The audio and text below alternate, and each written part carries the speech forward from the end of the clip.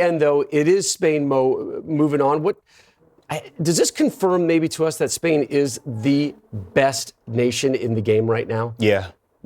And it's funny because we were having a conversation off camera going into the game when we saw the number 9 position. We thought, that might be an area where they're still searching for a guy to be dynamic and change the game. And yet that wasn't the case. But I love the fact that the players we expected to step up, the guys like Lamine Jamal, Nico Williams, Pedri out of midfield, Mikel Merino getting a goal out of midfield as well, Dean Huijsen in the back line. This is a team that looks complete, that looks deep as well, and looks confident in these kind of big moments. The fact that you have a 17-year-old who speaks before the game and says, I'm inviting that pressure, I want that responsibility, and then delivers in these kind of big moments, it speaks volume to the position that Spain is in currently and where this young group of players can go. The nonverbals of Spain, too, are really fun to watch. This is a team that is enjoying themselves and full of smiles, and it's showing with those results. Yeah, and we heard Stu Holden talk about the fact that this is a Spanish team that's doing it in a different way from, I guess,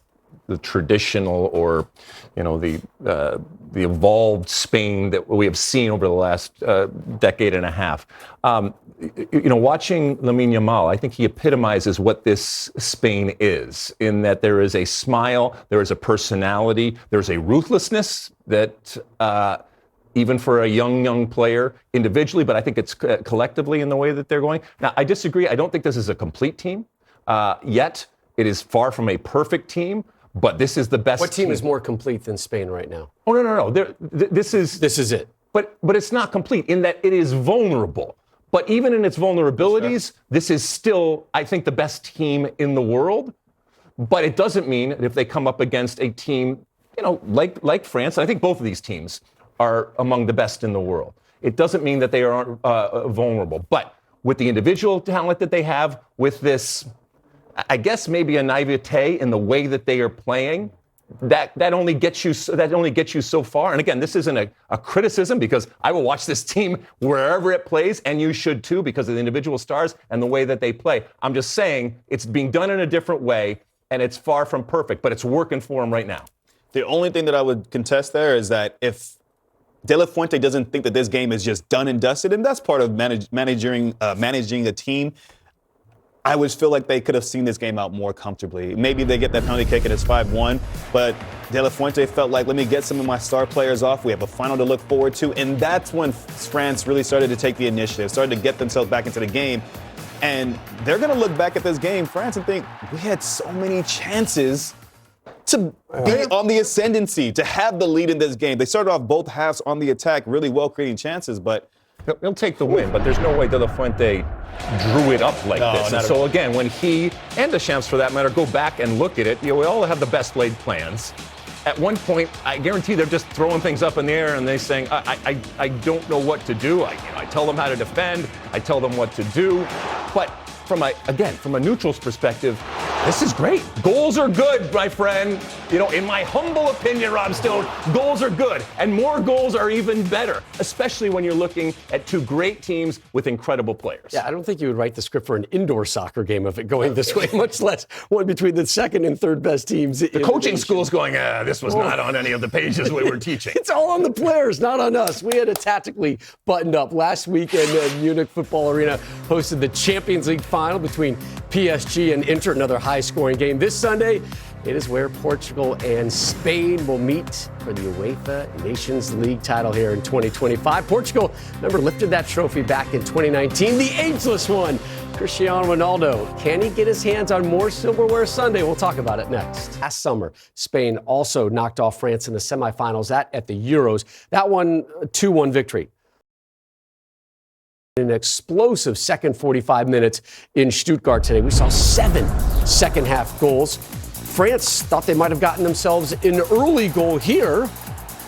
Yeah, and again, it goes back to what we were talking about right at the final whistle, in that both of these teams are going to look back and forth and say, well, did we play well or didn't we play well? Or moments they certainly played well. Mbappe right off the bat getting a chance here. Was it a cross? Was it a shot? Who knows? And this one's going to fall to the back post here, and Teo Hernandez leaning back, falling away from the play, somehow still able to kiss it off the crossbar, but it just leans into the conversation of some of the missed chances that France had, especially at the start of both halves. But they're feeling good now. And then Spain says, hold on, not so fast. Lamine Yamal into Oyarzabal, who holds it up. Rob Stone loves a good hold up, right? I do, particularly from a guy who doesn't look like he should be the whole Right? guy. Williams finishes it off to the races. Yeah, pictures. Yeah, for Williams, that was his 6th international goal. They made it 2-0 in the 25th minute. And this is just beautiful football from Spain. The position of Mikel Merino, they had no answers for. They draw out the center back, create that space in behind. France, poor defensive midfielders tracking back. Mikel Merino, the man from Arsenal, doubles the lead. His 4th international goal, an opportunity for France to try and pull one back. Yeah, in a game with 9 goals, you don't talk about the goalkeepers often, and certainly not in a positive light, but Unai Simon had a really, really good game, and he sees that one coming through a bunch of legs. Does well yet again. Dembele didn't have too many moments in the game. This time he gets a little space, draws another save out of Simone in goal. And a piece of the grass, and see. And now. 51st minute. Yep. Yamal goes down, and the teenager is going to pop up. Yeah, and they looked at it, yellow card, penalty, and he was juggling the ball off his shoulder and then steps up, cool as you like, and finishes it off. His 5th international goal in his 20th game, 3-0 Spain, and they would tack on another one just seconds later here in the 55th. I forget how many seconds this was after, maybe a minute and some change, but that first touch from Pedri in transition, this second touch here, the ball's behind him, drags it into his space to just dink it over the keeper. But I love this transition moment here. That first touch to open up the game. Now he has Nico Williams, but again, the defensive midfielders from France, poor job of tracking Pedri, but then just class when he gets into the final third. So France is saying we got him right where we want him, down 4-0, 58th minute. Kylian Mbappe goes down. Yeah, it's a penalty. It's And a penalty, Mbappe, especially in a 4-0 game. And Mbappe steps up and says, Is it on? Rob Stone, is it on? Is the comeback on? No.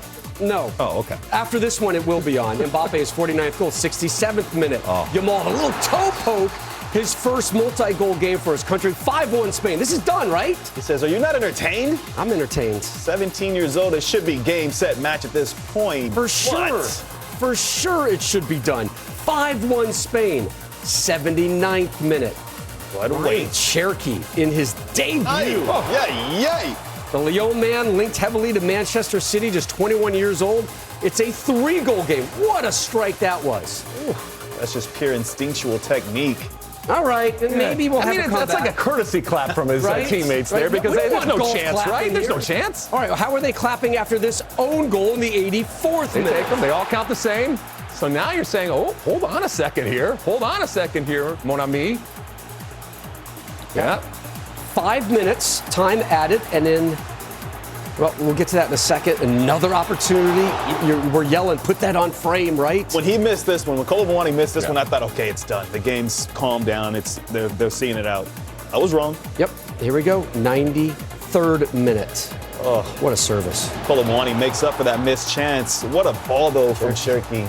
Comes in, and this is how you get a debut. This is how you take advantage of a debut. You get a goal, you get an assist, give your team a little bit of a belief that you can get that final one. Wasn't to be.